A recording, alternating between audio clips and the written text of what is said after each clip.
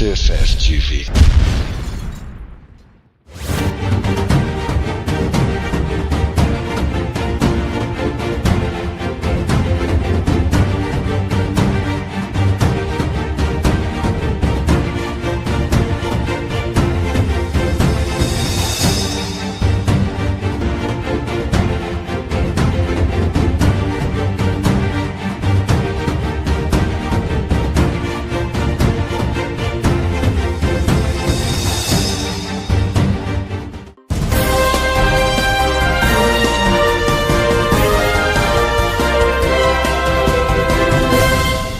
Vous informer, c'est notre devoir, mesdames et messieurs. Bienvenue dans cette grande édition du Journal de la Case. Débutons cette édition avec la politique, amélioration des conditions de sécurité des opérations aériennes en République démocratique du Congo, à mission d'itinérance dans la ville d'Ekisangani. Le chef de l'État, Félix-Antoine Tshisekedi, inaugure l'aéroport international de Bangoka dans la province de la Chopo. Plus de détails dans ce reportage. Arrivé à la fin de sa mission d'itinérance de 4 jours à Kisangani, province de Chopo, le président de la République, Félix-Antoine Tshisekedi Tshilombo, a inauguré le samedi 26 octobre 2024 le terminal passager et les chaussées aéronautiques de l'aéroport international de Kisangani Bangoka, situé à 17 km du centre-ville.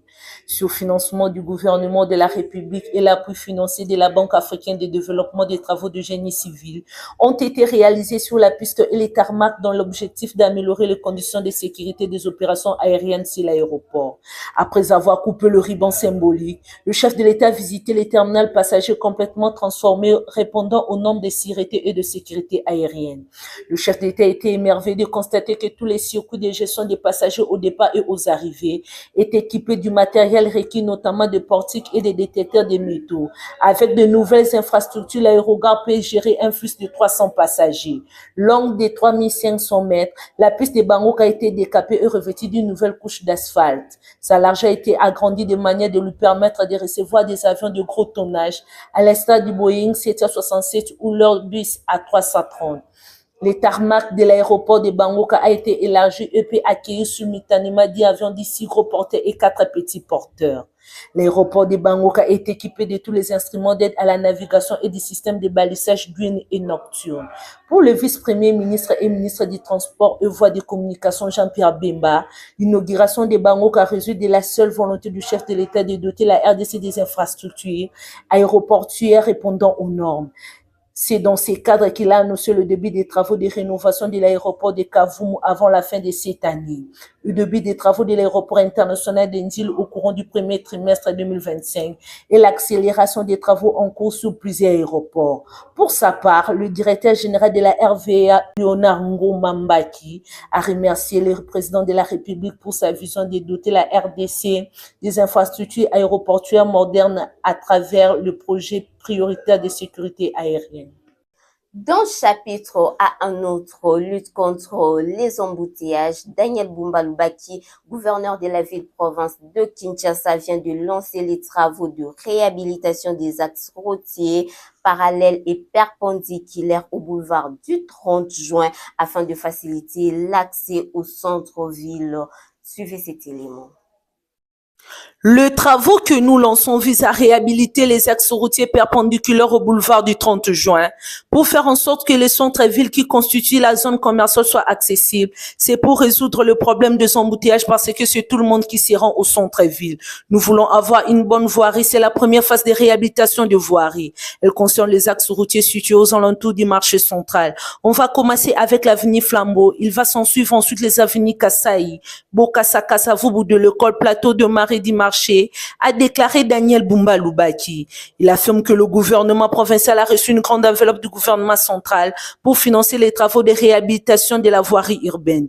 Il ajoute que le montant a été mis à la disposition de l'hôtel de ville afin d'assurer le démarrage de travaux.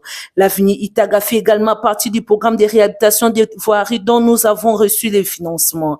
Elle partira de l'avenue du 24 novembre en passant par celle des Huileries, Kassavubu, Bokassa, Kassai pour déboucher sur Kabamba. La nouveauté dans ces programmes est une nouvelle route qui paraîtra de l'avenue au commandement pour déboucher sur 24 novembre, afin de faire jonction avec Itaga, a révélé Daniel Bumba Lubaki. L'exécution des travaux est confiée à l'entreprise Safrimes. Les travaux seront réalisés en deux phases. La première se termine à la fin du premier trimestre 2025.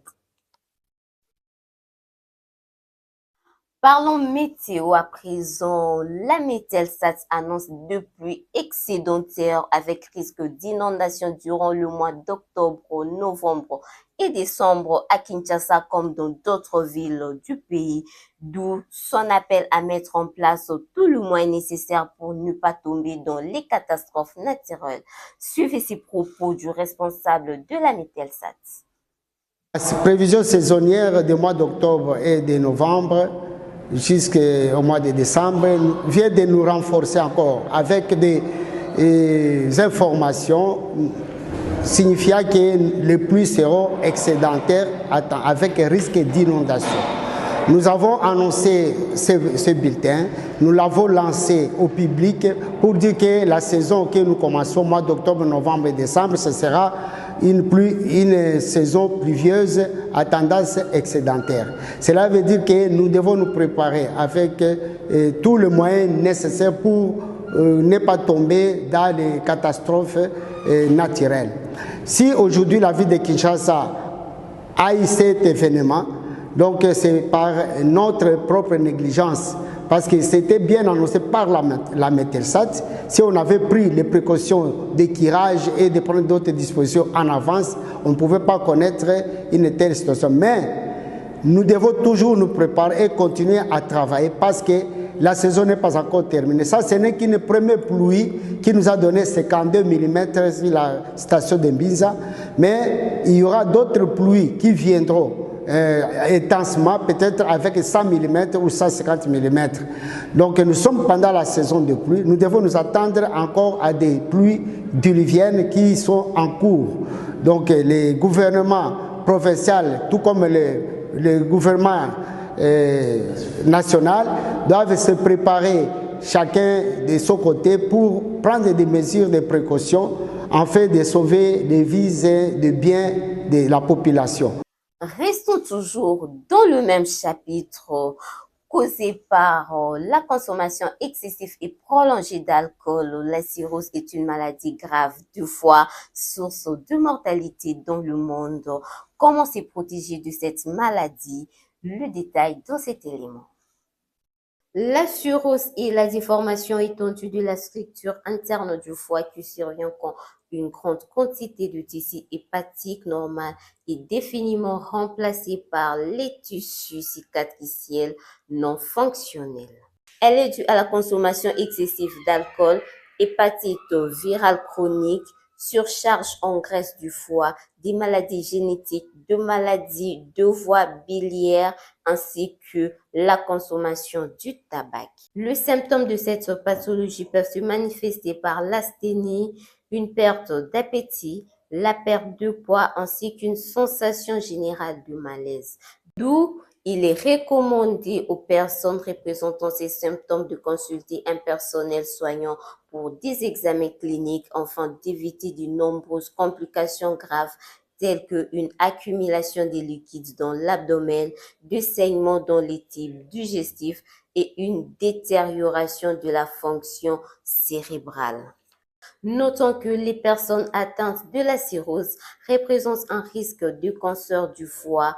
Par conséquent, des examens d'échographie, analyse de sang, des examens d'imagerie, parfois sur une biopsie, sont recommandés régulièrement afin de détecter la pathologie, signalant que la cirrhose du foie est l'une des causes fréquentes de décès dans le monde. Au-delà de nos frontières, présent au deuxième sommet de la conférence des présidents des assemblées législatives africaines, le président Vital Kamerhe appelle les Africains à l'unité et à la mutualisation de forces pour le développement de notre continent. Plus de détails dans ce reportage. Désigné par Hilarion Etong, président de l'Assemblée nationale du Cameroun et président en exercice de l'Assemblée parlementaire francophone pour représenter cette institution francophone à la deuxième Assemblée générale de la conférence de présidents des assemblées législatives africaines, le président de l'Assemblée nationale de la République démocratique du Congo, le professeur Vital Kamerhe, a conduit une forte délégation composée du secrétaire général Damien Casselin et du secrétaire chargé de l'appui diplomatique Benoît Onambele, ainsi que de quelques députés nationaux congolais. Cette mission s'inscrit dans le cadre de la poursuite du plaidoyer pour l'adhésion du Parlement ghanéen à l'Assemblée parlementaire francophone après l'adhésion de la République du Ghana à l'Organisation internationale de la francophonie lors du 19e sommet tenu du 4 au 5 octobre 2024 à Paris. Dans son allocution, le président de l'Assemblée nationale congolaise, le professeur Vital Kamerhe, représentant l'Assemblée parlementaire francophone à cette rencontre, a évoqué les questions liées à l'unité de pays africains pour le bien-être de ces peuples, de la mutualisation de forces pour le développement de l'Afrique, ainsi que de la consolidation de la diplomatie parlementaire et de la coopération entre pays africains en cette période où plusieurs pays d'Afrique sont confrontés aux guerres internes et externes. Au moment où je prends la parole devant vous, mon pays vit un véritable désastre humanitaire dans sa partie est. Dans la quasi-indifférence des pays frères d'Afrique et du reste du monde, il est indéniable que pacifier les Grands Lacs, c'est donner un coup d'accélérateur au développement de l'Afrique et au recul de la pauvreté. Cette deuxième assemblée générale qui se tient à Accra, capitale du Ghana, va permettre à cette organisation de se doter des organes constituantes, notamment l'élection et l'installation de membres du bureau, la mise en place du secrétariat général, ainsi que l'adoption de sa constitution. Nous bouclons ce journal avec la page noire. L'ONG La Case des femmes et enfants vulnérables en date du 23 octobre dernier a rendu ces derniers et vibrants hommages à Bienvenue Kisolo Kelly, l'un des enfants pensionné de l'orphelinat La Case situé dans la commune de Maluku. La disparition de cet enfant de 15 ans a laissé un grand vide dans le cœur des membres de cette ONG et plus particulièrement à Madame Joséphine Boloko, responsable du dit orphelinat. Images et commentaires. Vanité de vanité,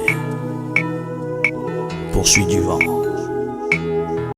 Présent aux obsèques de Bienvenue Kisolo Kelly, la coordination nationale de l'ONGD, la Case des femmes et enfants vulnérables, a rendu ce dernier hommage à cet enfant orphelin de 15 ans décédé suite à une courte maladie. Cette tragédie qui a laissé un vide dans le cœur des membres de cette ONGD n'a pas épargné à son tour Madame Joséphine Boloko, première responsable de l'orphelinat La Case, situé dans un quartier périphérique de la commune de Maluku, dans la ville-province de Kinshasa.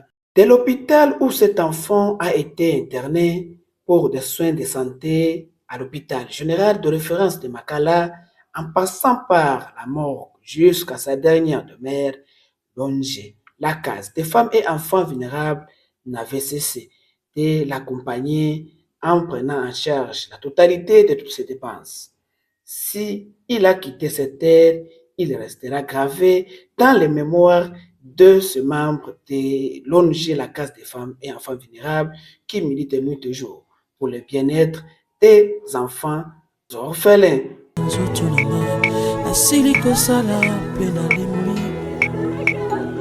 Nakosala nini pona nzoto na ngai esili kosala mpe nalembi nzoto oyo osengaki ngai elamba nzoto napesaki yo.